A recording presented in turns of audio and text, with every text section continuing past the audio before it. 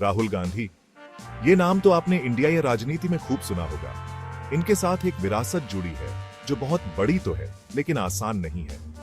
नेहरू गांधी परिवार में जन्मे राहुल के लिए राजनीति तो जैसे पहले से तय थी। इनके परदादा जवाहरलाल नेहरू भारत के पहले प्रधानमंत्री थे। इनकी दादी इंदिरा गांधी और पिता राजीव गांधी दोनों ने प्रधानमंत्री के रूप में भारत की किस्मत लिखी। ऐसे में राहुल के राजनीति में आने का सबको बेसब्री से इंतजार था।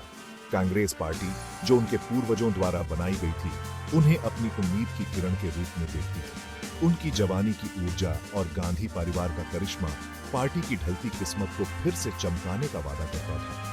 पर उनके आने पर कुछ लोगों को शक भी था। आलोचक उनके पॉलिटिक्स ऑफ एक्सपीरियंस और इंडियाई राजनीति की पेचीदगियों से निपटने की तैयारी पर सवाल उठा रहे थे।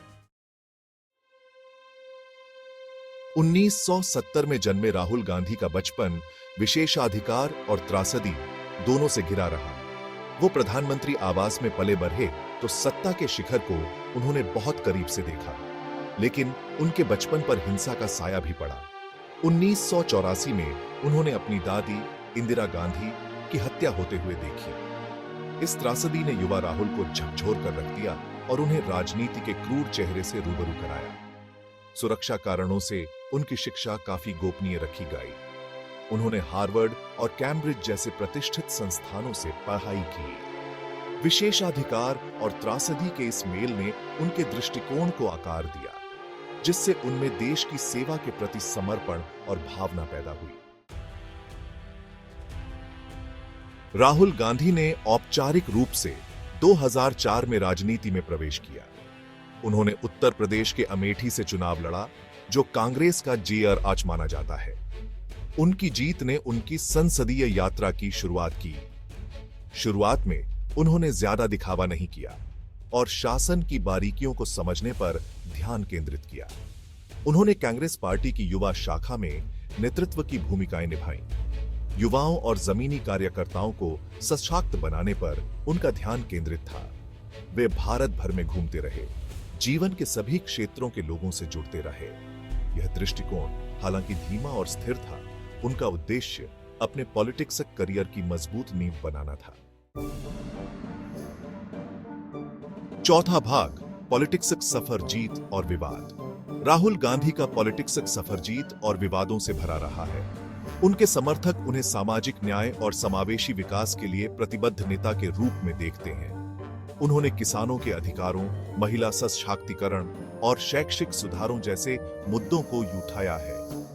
हालांकि उनके विरोधी उनके नेतृत्व की आलोचना करते हैं और उनकी पॉलिटिक्स क्षमता पर सवाल उठाते हैं। वे उनके असंगत सार्वजनिक दिखावे और भाषणों के दौरान की गई गलतियों की ओर इशारा करते हैं। 2014 के आम चुनाव में मिली हार, जहां कांग्रेस को करारी हफ्तना सहनी पड़ी, ने उनके नेतृत्व को कड़ी परीक्षा में डाल दिया। पांचवां भाग, भारत जोड़ो यात्रा। क्या यह एक महत्वपूर्ण मोड़ है? 2022 में राहुल गांधी ने भारत जोड़ो यात्रा शुरू की, जो पूरे भारत में एक विशाल पदयात्रा थी। हजारों किलोमीटर लंबी इस यात्रा का उद्देश्य लोगों से जुड़ना, उनकी परेशानियों को समझना और आम जनता के साथ कांग्रेस पार्टी के संबंध को फिर से मजबूत करना था। इस यात्रा ने काफी ध्यान खींचा। राहुल गांधी ने बेरोजगारी, महंगाई और सांप्रदायिक ध्रुवीकरण जैसे मुद्दों को उठाया। इसे उनके पॉलिटिक्स जीवन के एक महत्वपूर्ण मोड़ के रूप में देखा जा रहा है, जो लोगों से जुड़ने की उनकी लगन और प्रतिबद्धता को दर्शाता है। छठा भाग, निजी जीवन और उनका प्रभाव। राहुल गांधी ने अपने निजी जीवन को ज्यादातर निजी ही रखा है। वो अविवाहित हैं और अपनी सादगी के लिए जाने जाते हैं। राजनीति के अलावा उनकी रुचि खेल और फिटनेस में है।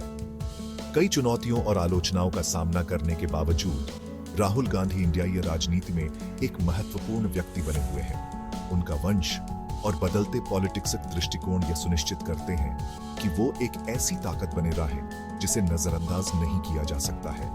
वो कांग्रेस पार्टी को उसके पुराने गौरव पर वापस ला पाएंगे या नहीं, यह तो समय ही बताएगा। हालांकि उनकी यात्रा आज भी देश को अपनी ओर खींचती है, जिससे वो हमेशा चर्चा और बहस का विषय बने रहते हैं।